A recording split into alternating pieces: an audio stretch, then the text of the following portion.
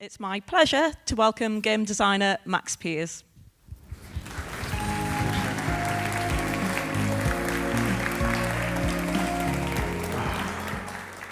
So thank you all very much for coming to my talk. It's an absolute pleasure. And this here is called Conversation with the Players, Spatial Composition. Now, I've got my clicker here. I thought someone was clicking for me. In this talk, we'll be going through a few things. And I really want you to take away a couple of elements. First, we're talking a bit about myself. The reason we're going to talk about myself is not because I like to talk about myself, but I want to show you my kind of point of view when I'm talking about spatial composition, showing and talking about how I view it. Some of the disciplines, some of the mediums will view it slightly different to how I do. Next, we'll be talking about composition, techniques used in different mediums, and how we create great photos, pictures, all of that. Then finally, the meat of the talk, which is spatial composition and layout composition. So let's talk a bit about me and who I am.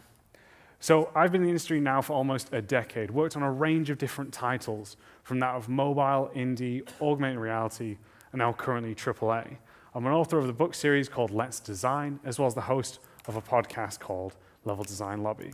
I've had the absolute pleasure and fortune to work with some incredible people throughout my time on some crazy, big, incredible projects, which I'm very happy about. And my role in the industry is that of a level designer. Now, some of you might know what level design is, others might not. So I'm going to be talking a bit about what it is that we do as level designers. We are the architects of the virtual world. We construct the playable spaces. This can take different forms, from the grand bombastic places that we explore in, say, Fortnite, versus the more pig-run towers of Angry Birds. All of that is on us to make sure the player interacts with those spaces. Not only do we build these spaces, we actually control the flow, the pacing of these levels, making sure that we script when the player encounters certain challenges, enemy encounters, as well as when the player gets to relax and take in where they are.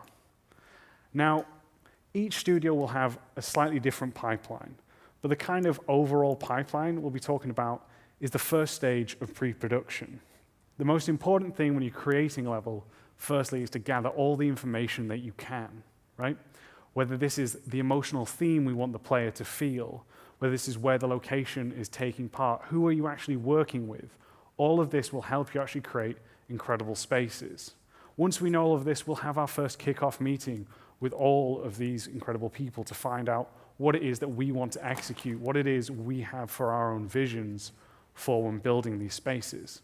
Making sure we then gather all the references we can, create our level design document to share with the team to have a more unified vision, as well as then creating the 2D map or the first block out. Once we have that, we'll then move on to the actual production phase. In this one, we'll actually start to create and do the more fun side of level design, which is blocking out those spaces. Here we'll go through, block out, and then start to iterate on these layouts, as well as then adding in the gameplay elements. Making sure to test them, does it feel right, check the pacing, all of this. Once we have finally started to actually build it out and make it feel, again, more playable, more enjoyable, we'll enter the final phase before closing, which is iteration. Iteration means that we're constantly playing through this. Because once we finish blocking out, we'll hand it over to Art, who will make our ugly gray box into something beautiful that encourages people to explore. But it's important to make sure that the gameplay still works even after the art passes, make sure that people know where they're going through that of the lighting pass. As I said, it's important that we constantly play through and iterate. Now, the topic of spatial composition takes place normally around that in the production phase of this. So now you know roughly where you'll be implementing this if you take away from this talk and move forward. So now let's talk about, well, what is composition itself? Composition is a technique that helps improve that of a scene by arranging the elements, whether that be some sort of rocks, enemies. We arrange them in a way that becomes pleasing to the eye and creates an overall better and enjoyable experience. Now, composition can work and take place in many different types of shots, movies, and all of this. The first one here, we have this great picture taken in this of like an ice cavern looking on and framing this of the sunset and the person walking past. We can also include this in our action scenes as well, where we have these fast-paced lines with our with our character over-exaggerating when they're about to throw the punch. Or we can center off a product that we want to sell and say, hey, how cool is this watch? It's in lava. Pretty badass. But there's a lot that goes into composing a great shot. There's many different elements. You have the rules of third, the rules of space, symmetry, frames, leading lines, and many more. The rule of thirds, for those of you who don't know, is like this diagram over here. By intersecting this shot into 9 spaces, we're advised that you should have your point of interest intersecting with 2 of these grid crossover points, again, creating something that's a lot more pleasing when looking at it. Now, let's talk about the rules of space. Over here in the West, we believe, or I should say, we read from left to right. And then when we're constantly seeing adverts like for this car, for example, it makes us see that as it moves forward, if we were to purchase this car, then we're moving forward with our lives, that we're advancing with it. So when we're trying to compose an image showing that we're progressing and helping selling, this is a way that we can do it. However, we can do it in other ways as well. There's a great show called Insecure. And what I love about the cinematography here is we constantly have it where the camera has so much space behind her head. And what it's doing is it's showing, oh, she's constantly lingering, for those of you who've seen the show, she's constantly lingering on her choices, the past relationships, past mistakes. So when we have this, we're kind of selling this to the viewer as well.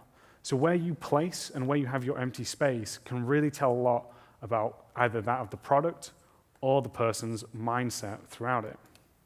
Now, symmetry is a beautiful thing that we can add, right? It makes it easy to read. We can have it along the vertical, the horizontal line, all of that, and make it feel very, look at that. They're very pretty. You can go, oh, guys. That was really bad, really bad. It's only streamed, guys. Thank you. But again, when we see this, we're able to take in all of this information very quickly. Not only is it pleasing and makes us go, oh, it allows us to actually see all of that information very quickly and be very pleased with it. Now, another thing that we can actually do is that of frames. We showed this a little bit earlier, but what we had here is there's 2 great examples. The first one here on the left, where we're actually using that of a cavern entrance to create a frame focusing us on that ice pillar here and the sun just hitting it just right. But we can use this from a narrative perspective as well. In the film Mood for Love, we find out that these 2 characters, well, their spouses are actually having an affair. And with the fact that the film is set over in Hong Kong, what they try to do is they try to sell that these 2 are constantly being watched, with the fact that Hong Kong is constantly overcrowded and very small spaces. We can even see here that those 2 are in a room. If you want to share more of a space, the cinematographer and director probably could have just moved into that room. But because we're creating the illusion that we shouldn't be there as the viewer, that we are almost spying on them, making them feel more uncomfortable. Now, leading lines is probably the most, if you follow anything about level design on Twitter, is the most tweeted about technique there is ever. But it is actually a very powerful tool. It is best when combined with other things, but it still can help us. This is a photo I took years ago back when I was at home. And we can see here, by using these branches, we're able to actually draw in the focus on my little character over here, helping us. So leading lines, although over-tweeted about, is definitely a great helpful tool for us. Angles is a really interesting one, especially when we compare that to what we do with level design. By having someone who's above us, shooting them from a low angle, it creates that contrast of power. Like even right now, if we look at how you're sat versus where I'm stood, I'm not a particularly tall person, but the fact that you're all looking up to me is showing a different power dynamic. Some of you at the back are slightly taller than me, so just ignore what I say. But we're creating a bit of a power dynamic as you're watching me, and I'm supposed to be the one with the knowledge sharing it with you. And we can also have the opposite effect. When we're looking down from a high angle, we're actually able to make that of someone look weak in comparison, almost childlike. If you've ever seen the great film Spirited Away, you'll find that they start by looking at the character very high. But as the character progresses, as she grows and comes into her own, the camera slowly moves up, looking up at her, showing that she's found her own voice, that she has now got her own strength. Another technique we can use is that of positive and negative space. We can fill in the frame fully, like we have with this model over here, showing and focusing on that of the makeup that we're trying to sell versus the contrast of the light just drowning in that sea of yellow. Now, if you work clicker, some of you are wondering, well, this is all great, but what does this have to do with level design? Well, the great news is we can actually apply some of these techniques to what we do, but we have to think of it slightly different. Compared to films or that of photography, we don't have the control when we finally release the game. The player has agency. Most games, they can turn the cameras when and wherever they want, so we have to be a bit more creative. First thing we can do with symmetry, right? It allows us to make memorable spaces, especially in the combat world. If we look at the top-down shot here of a map for Counter-Strike, you'll find that both starting points are basically the same. The reason for this is it allows for that of players when they cross over lines to instantly know how the spaces work with one another.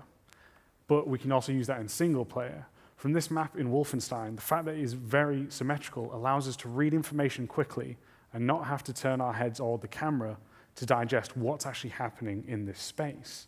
So we can use symmetry to give information, allow players to gain memory and understand things very quickly.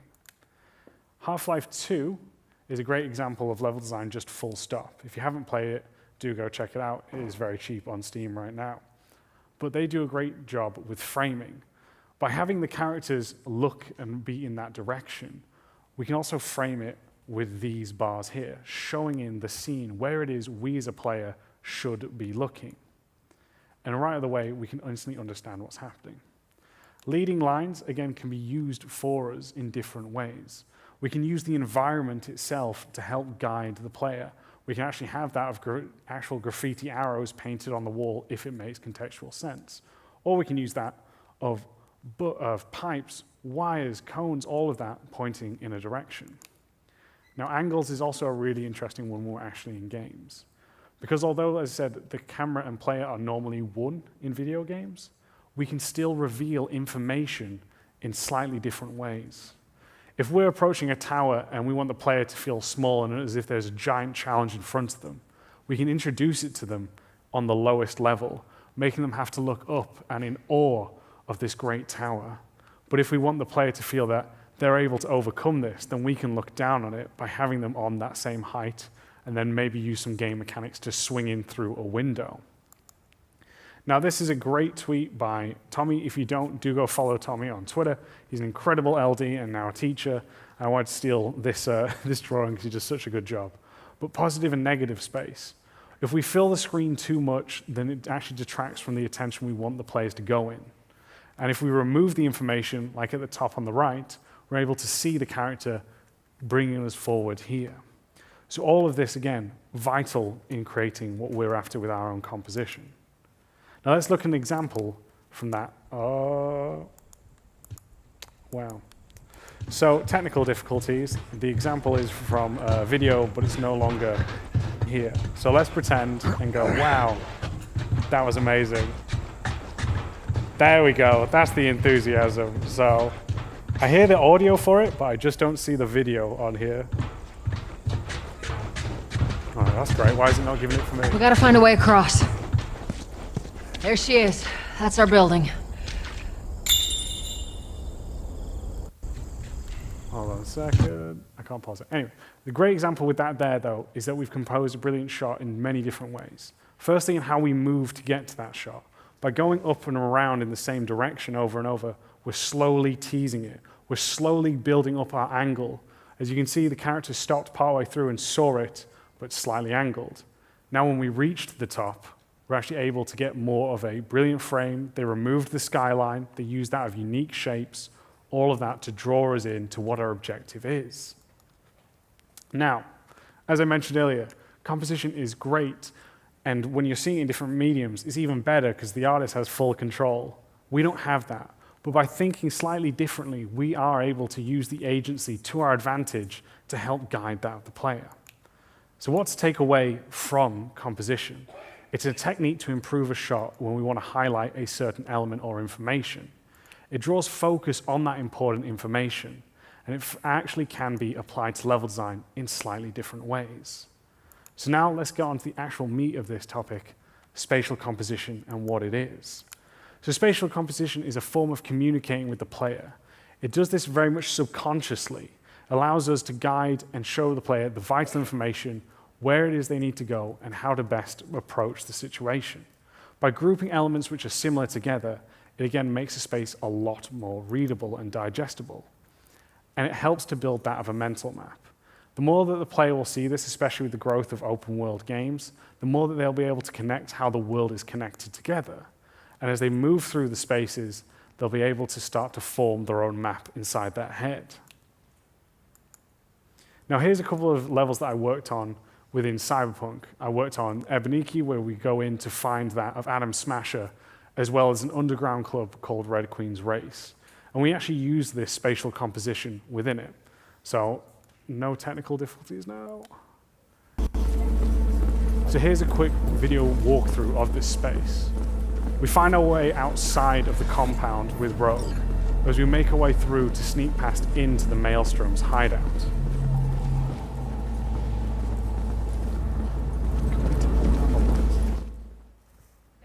Sorry, the lights. It's over there.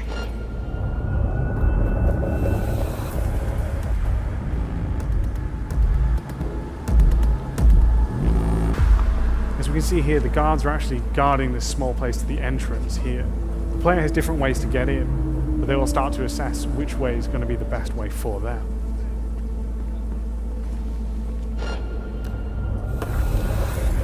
Can you open it? Okay. Now, one of the things I wanted to do when making this space is make sure that the player actually started on a higher route, so they could get a much better view and lay of the land by being higher, as we talked about earlier, having a higher angle to take in more information. Now, this area here is a storage space. This is a nice, safe transition space for the player. By fencing it off and not having any enemies here, again, the player can pick up loot as well as assess which route they actually want to pursue.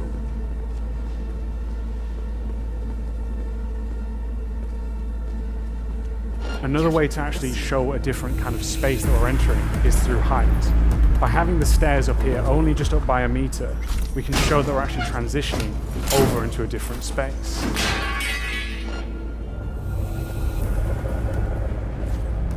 Eyes almost on me. Stay hidden.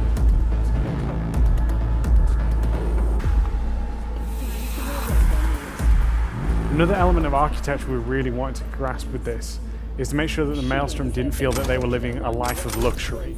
By repurposing that of these containers and making their own living space, we're able to make it feel that this kind of strange world that they now occupy in.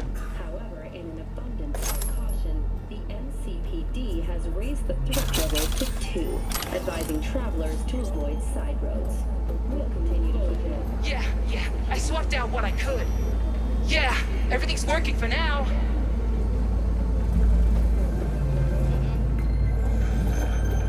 Oh, Christ. Don't get yourself spotted.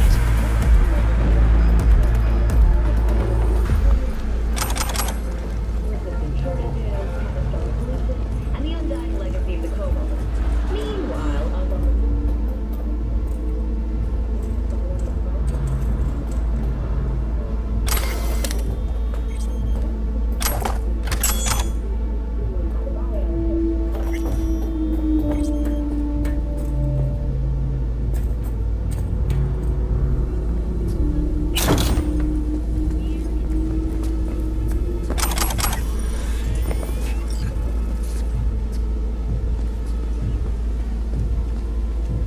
Yeah? Well, yeah. I mean, Careful. we'll have to get our hands dirty, but... Uh-huh. Okay.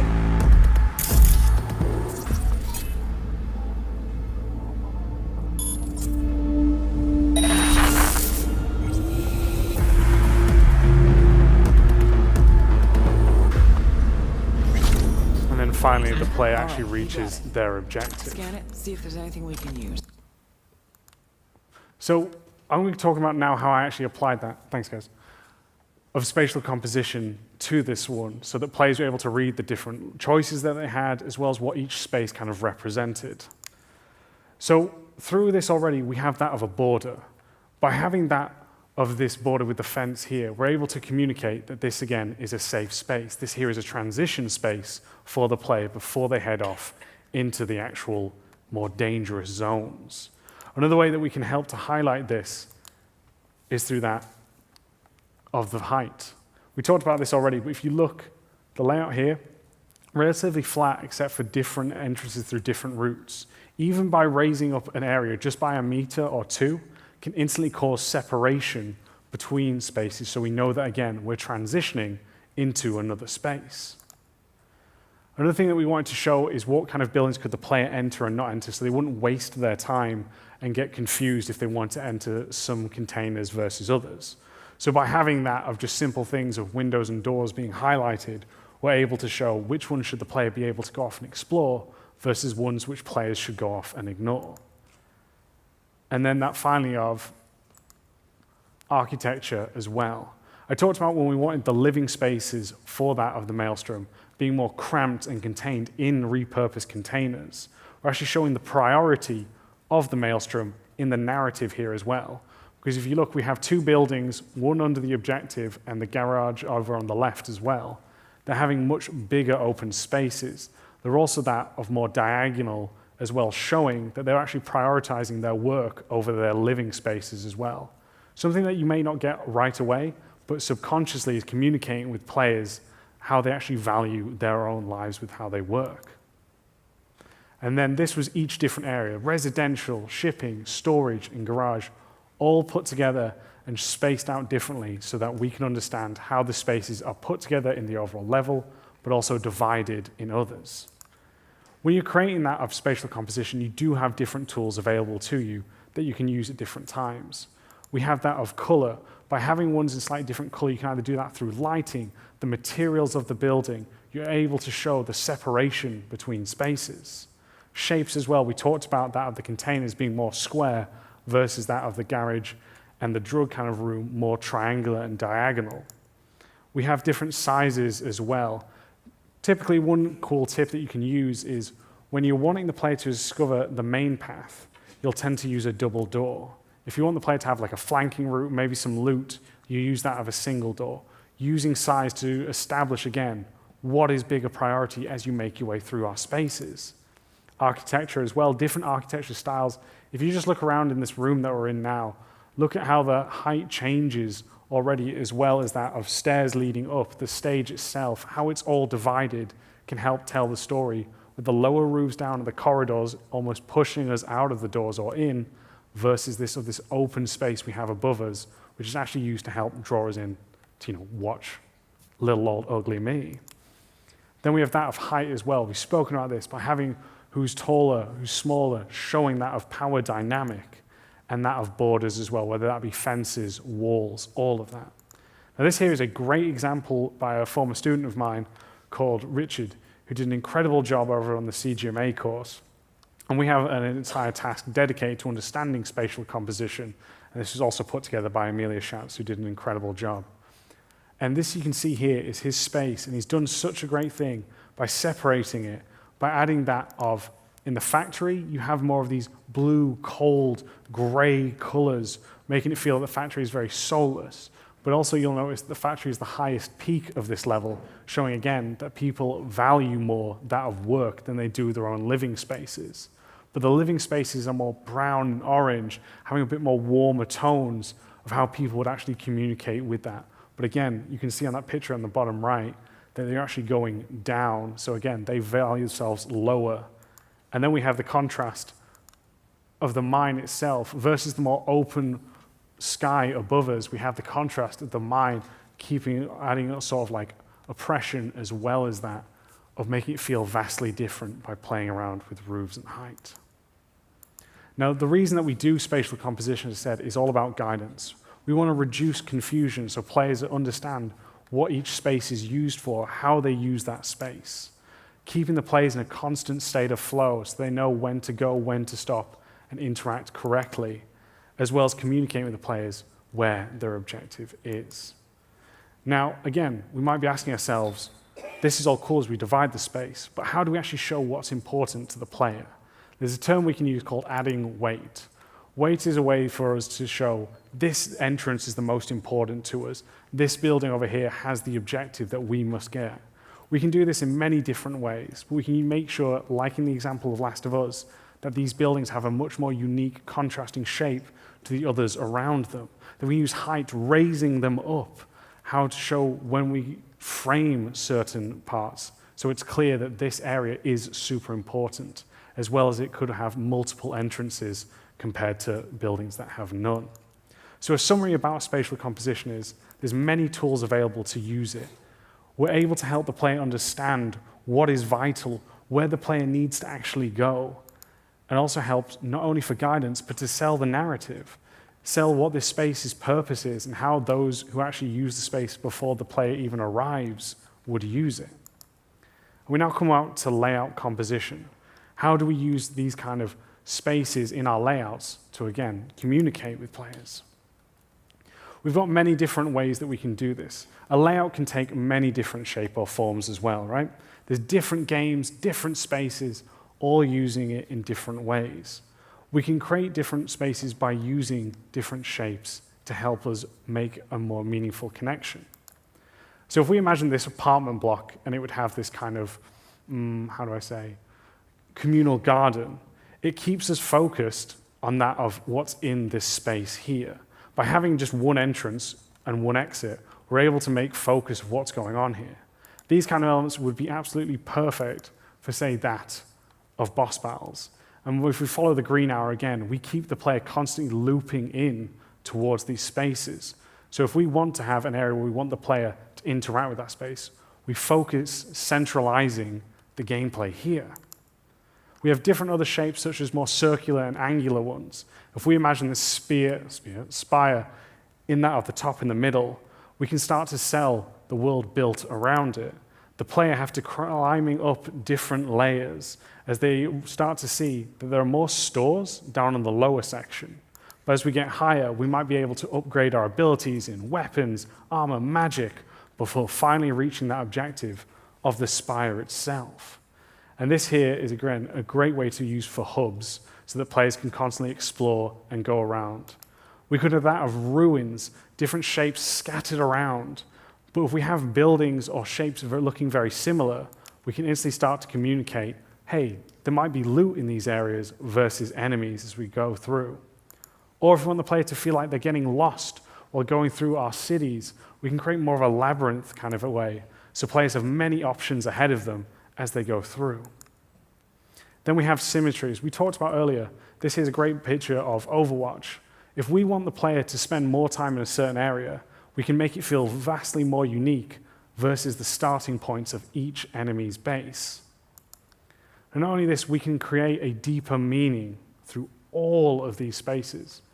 If you look at churches, particularly over in the UK and that, one of the ways that we're trying to communicate that we're closer to God in the religion is by creating these cathedrals over which have that cross shape. And even if it's not this, you see a lot of spires almost trying to reach for the heavens, again, subconsciously showing that we are constantly trying to be closer in this purpose to God. But if we look at other architectural spaces, such as the Sydney Opera House, this is just out there on the sea.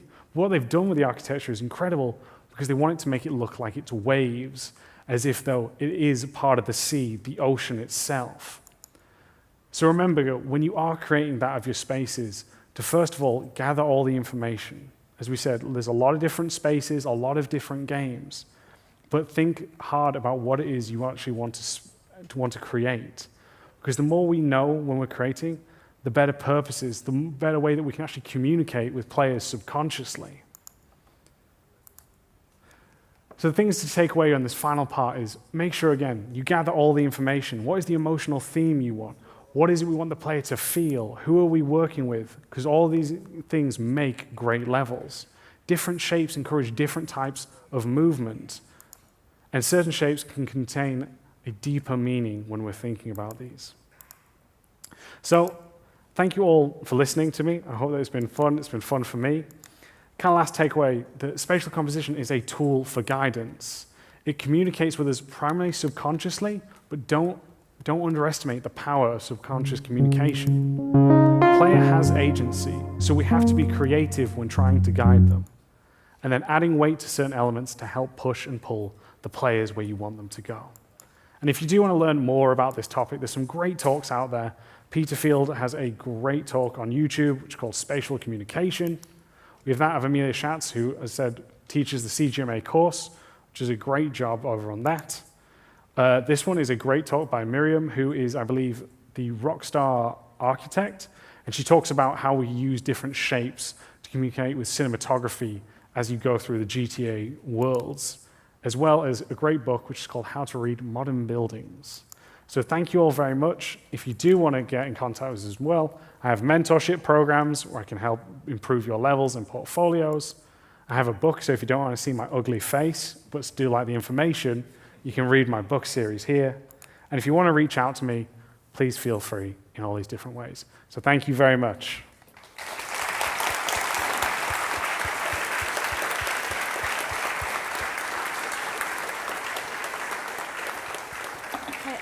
Thank you very much, Max. Do we have any questions for Max on anything discussed today? Yeah. Would you mind just popping to the mic at the front? Yeah. Hi, thank you so much for your talk. I've been enjoying both the talk and your podcast immensely. I'm Sten Janos. I teach game design, and I was just wondering, it was something that I noticed when I saw your leading lines, one of the slides where all the visual cues were to go right, but on the left there was this dead end. Yeah. And I was thinking, as a player, I'd want to check out that dead end. And how do you balance that? Like all your visual cues try to steer the player in one direction, but there is this desire from the player to explore and just investigate the area. And you know that if you go in this direction where the game designer wants me to go, that will lead me to the next cutscene and I can't go back. And maybe there's a secret, maybe there's some coins or something that I really want this way.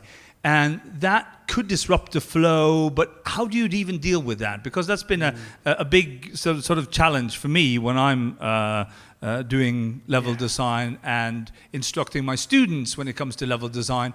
How do you work when the visual cues steer you in one direction, but the gameplay and the desire from the player is sort of working the opposite way? Yeah, it's a great question, mate.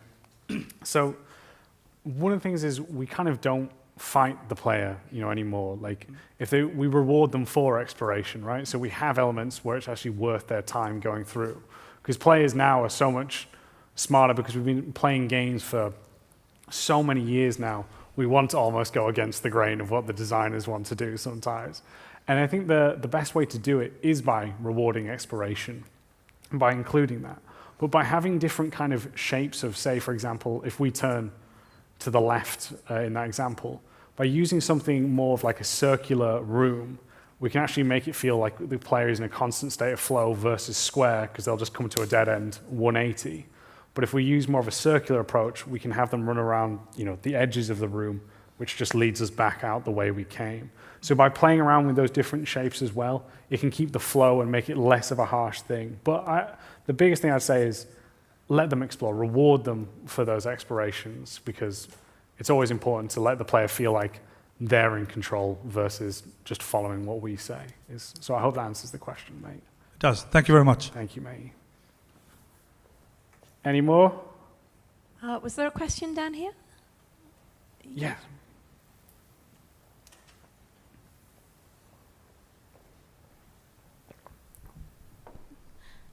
I just have a question about how integrated are you in the design of the rest of the game when you're talking about the storytelling, the characters and all? How integrated do you need to have all the information in order to start making the spaces? Yeah. So we're very much integrated with everyone that we can be. Now, ideally, you would have all the information, but development's never that smooth. But you're constantly communicating with everyone, so you keep it keep everyone in mind. Like we constantly do reviews all the time where we'll call over our teammates, whether that be someone who's in mechanics design, narrative design, or maybe something about the characters as well. Like if we know that there's a writer solely focused on a character that maybe we're introducing into a level, we'll have them come over and let them tell us more about that character, right? Do they like a life of luxury? So we need to make sure that their house that we're exploring has all this great gold elements to them. Or are they someone who's poor, and so we meet them under a bridge or something? So we're constantly in talk with them to help make sure that what we build matches that of the narrative and the characters there. So yeah, constant communication is the best way. But sadly, communication is sometimes, even if you're in a team of 5 to a team of 1,000, communication can be the first thing that breaks down. So constantly make sure that you're having your kickoff meetings, that you're keeping and emailing everyone as best you can for it. So I hope that answers the question, Champ. It does. Thank you. We have a question from the stream. Oh, okay. When designing for atmosphere, a certain level of visual polish like lighting and basic textures often feels necessary. How and where and how do you draw the line between too much and too little visual definition in the blockout stage? Yeah, it's a really good one to ask that, because this is going to be a really bad answer, but each studio has their own definition of what makes a blockout, and they will define that for you. But what we try to do is, in most blockouts that we've shown, is that you'll have these gridded materials similar that you saw in my backgrounds of my slide. That helps us keep informed of the metrics, which is really important. And stuff like lighting, some places will ask you to do a basic lighting pass. Now, we're not lighting artists. There are incredible developers who master that craft. But we go through and we add the basic lights of, this is the main entrance, these are maybe side entrances, by just placing just a simple static light over there. Other times we'll use color coding boxes, so main paths you might have yellow around the door frame, side paths might be green. It depends. So sadly, there isn't like a universal answer. It'll depend per studio, but there are definitely different ways, and your leads and seniors should hopefully give you that definition before you work. But if it is just you working on a personal project, I would advise keeping these gridded materials for your portfolio, because again, it's helping you show the metrics, which is super important. And then I would use color blocks or just a basic light above that. That's how I would define it anyway, me personally. So I hope that answers that question, mate. Perfect. Thank you. Thank you, buddy. Hi, I'm a student at Torsjus. Pleasure to meet you, sir. How would you make open fields, or, open areas interesting? So I've mainly worked in cities through my experience, but it's a great question. I mean, the Uncharted and God of War series do this so well. I think it comes from a few things. When we talk about portfolios, just in that example there, you'll see a lot of students' work will be very flat. But if you know around, especially where we are, right, like there's so much mountains and so much verticality, use that in the space, whether that's just 1 meter or 20 centimeters, break the space up. Another way you can do that is by breaking up the line of sight. So, I can see nearly everyone up at the back. Can you give me a wave at the back? So I can see all of their beautiful faces and they can see mine. But maybe if we wanted to encourage exploration, we'd have a pillar in front of their faces. I'm sorry, you're still all beautiful, but we'll just do it for this example. We'll place it there, so I might want to be interested, or they might be interested to walk around to the side versus straight forward from that. So that's another way to break it up. I think also by having great artists and atmosphere, you can use that. But I think the most important thing is use height, gather those references to see what nature offers here. That might be, or where we base the game, right? So we can use those to be points of interest to pull the player in. And we talked about the flow, controlling the flow, right? It's understanding when we put enemies in there, what spaces can use that versus of when we want to deliver some form of narrative, right? So those are different ways. Height, breaking up line of sight, as well as points of interest. There's many more out there, but those are kind of my 3 we'll put with this answer here, champ. So I hope that answers your question. Yes, thank you. Thank you, mate. Hi, Hey, great talk. Thank you. So I was wondering specifically if if you ever used audio in the blockout process to kind of define the atmosphere and the space? Yeah, so some places I have, others I haven't, because it depends where you are in the project, right? When we're starting a new IP, for example, the audio team are still actually working on defining those kind of examples. But when like it's a DLC or expansion, we'll speak with audio now, and now we'll ask, say if I'm making a factory, there might be already mechanical sound, so we'll use them, place a simple like audio volume for that section. But it's very basics, right? Like we're using simple like audio volume per section, so it's not going to be the best final cue this sound at that point, but something to help us. So sometimes we do, sometimes not, but like including audio even in those kickoff meetings, I recommend for everyone, because again, as soon as they know what they're making, the more incredible people we have pitching on great ideas, the better we can iterate and make something better. So sometimes, sadly, I feel like this is going to be the answers for most of these questions. Sometimes yes, sometimes no, but yeah. I hope that answers. Thanks. It. No worries, champ. Hey, mate. Hey, I saw you used Cyberpunk 2077 in your presentation. Yes. And I've been playing that recently. And one thing that caught my eye is how different it is, like the different areas, like between the inner city and say Pacifica. Yep. What was the reason behind, for example, making it so distinctive difference between Pacifica compared to where, for example, the Afterlife is placed? Yeah. So great question, man. This and I'm excited that I can talk about this. So we were fortunate enough to have what we call like urban designers in the project. One of them called Jay, who is phenomenal at what she does. And we wanted to show how, especially in the Cyberpunk 2077 universe, how the wealthy had kind of separated, right? It's very clear who has money and who doesn't. And we also wanted to show that across, so that's why we had certain spaces having different influence as well. And we also found that different types of people in terms of minorities obviously were affected around the world, right? It's not just happening in Night City, but the actual world. So when people immigrated together in different groups, they start to add their own kind of take, whether that be architecture or graffiti to that world as well. So we really wanted to show, again, the difference in the power for the narrative, but also show, again, how each kind of culture influences different spaces. And it's great for us as level designers because it teaches us different kind of techniques for different spaces as well, mate. So that's why there. Hope that answers the question. Thank you, mate. Hello. Hey.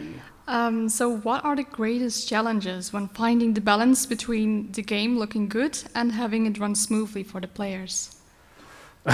So you'll hear a lot between game art and level design go back and forth about what each space should be. But the challenge comes from understanding the level, I think. We talked about, again, controlling the flow of the mission. It's understanding, again, making sure you know who's on your team, but communicating which area should be heavy gameplay, so which areas we need to control more of a flow of, versus that of spaces where we might be delivering narrative, or maybe this here is a transition space, so we make sure that the artist has free reign and has more control there. I think it comes about talking to your team and establishing what each space has purpose of, and then also making sure that you go through and, it's a collaborative process. It's not, as much as I'd love to say, hey, level design is the most important thing ever, it's not true. But again, establish that, communicate, and then you'll find the best way to work is that. So constant communication is the answer. Thank you. Thank you. All right, so thank you very much for the questions. As I said, I really appreciate you all being here for my talk. Enjoy the rest of this. If we could have a round of applause for everyone who's actually set up, put together this event, that would be great as well. So thank you to everyone.